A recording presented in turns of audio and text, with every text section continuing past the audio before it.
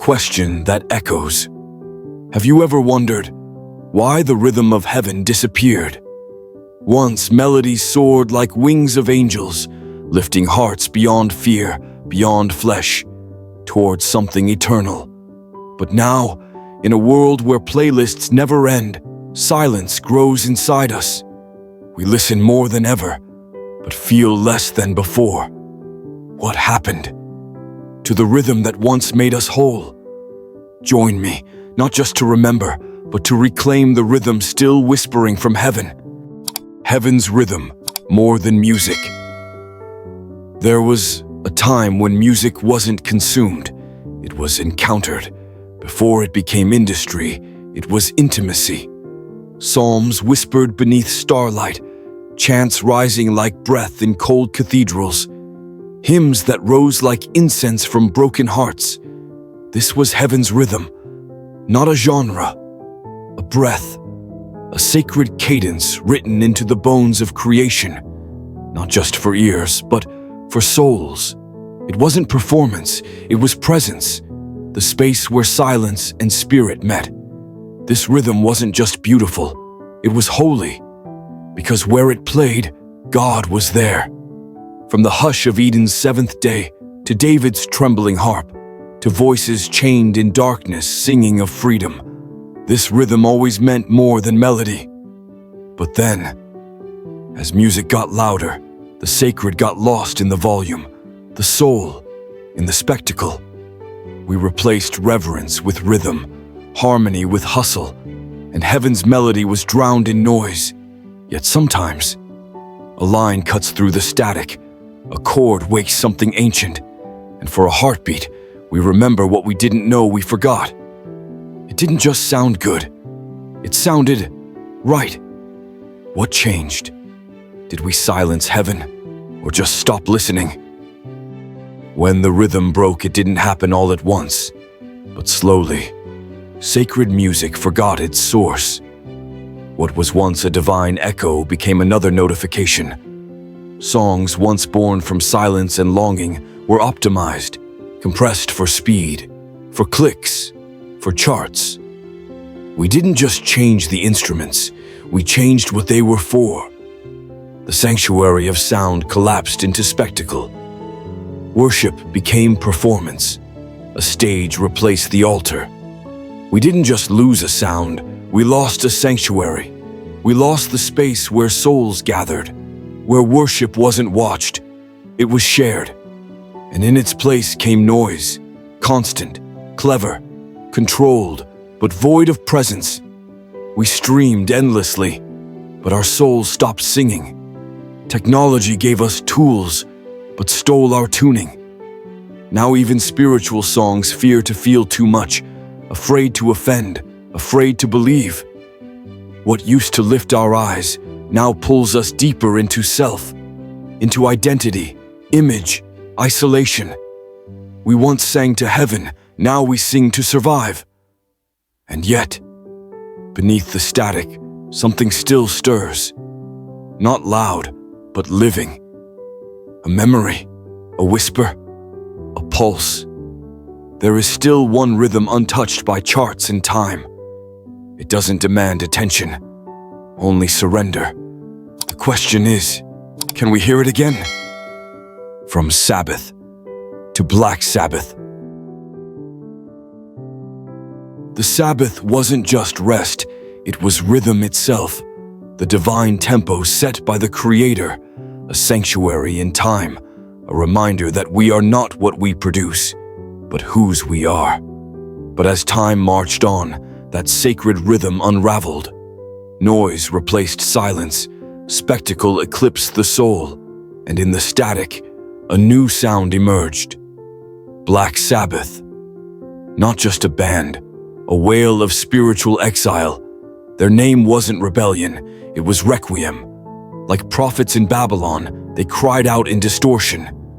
Not against God, but against a world that had forgotten how to listen. When Ronnie James Dio sang of heaven and hell, he wasn't mocking eternity. He was mourning its absence. A faith once incarnate became abstract, and people sang of heaven, because pulpits stopped preaching it rightly.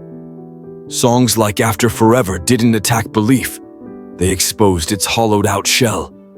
A shell that echoed with plastic virtue, but no presence. Heaven's rhythm didn't vanish overnight. It faded with every note played for applause instead of awe. And yet, beneath the distortion, a deeper ache stirred, a longing not for louder sound, but for sacred silence. And in that ache, a whisper still echoed, a call to return to the rhythm we never truly stopped needing. The moment it all shifted. It was 1980. The song, Heaven and Hell. The voice, Ronnie James Dio. And with the first haunting riff, slow, thunder-laced, almost liturgical, a sacred tremor rippled through the soul of music. This wasn't rebellion for rebellion's sake. It was lament, not mockery, but mourning, not doctrine, but drama, not liturgy, but the ache of exile. The world is full of kings and queens who blind your eyes and steal your dreams. It wasn't just a line, it was prophecy, a psalm for a generation disillusioned with pulpits, but still haunted by heaven. And then, that moment, the sacred and the scream collided. Maybe, like Christ, heaven's rhythm descended into distortion, into darkness, into the noise of our hells, not to abandon us, but to redeem even the sound of despair. When theology stopped trembling before mystery, music started trembling for it. The cathedrals grew quiet, but the amps grew loud, and through that wall of sound, Black Sabbath sang what too many churches forgot to pray. Maybe heaven's rhythm wasn't lost. Maybe it was revoiced, in minor keys, in broken chords, in desperate hearts that still longed for something more. Maybe rebellion was just reverence in exile. Had we buried heaven's rhythm, or had it buried itself in us, waiting for someone to tune their soul and finally hear it? Conclusion. Can we still hear it? The rhythm of heaven was never just a song. It was breath. It was presence. It was the heartbeat of a God who walked with his people.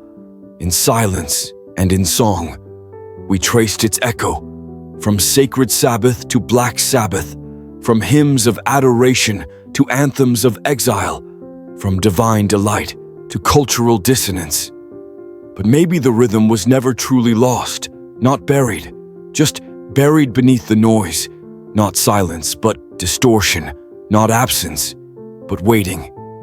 Because heaven's rhythm was never in the charts, it was never in the loudest voice, it was in the stillness, in the hunger, in the longing that never left, not nostalgia, but presence, not a playlist, but a promise.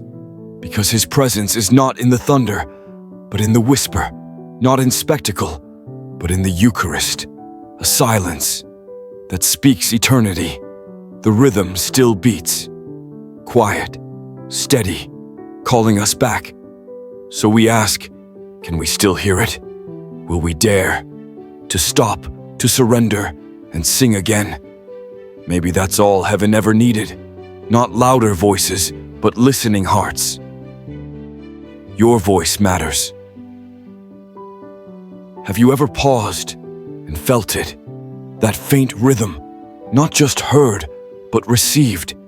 A whisper beneath the noise, as if God was still singing, even when we stopped listening.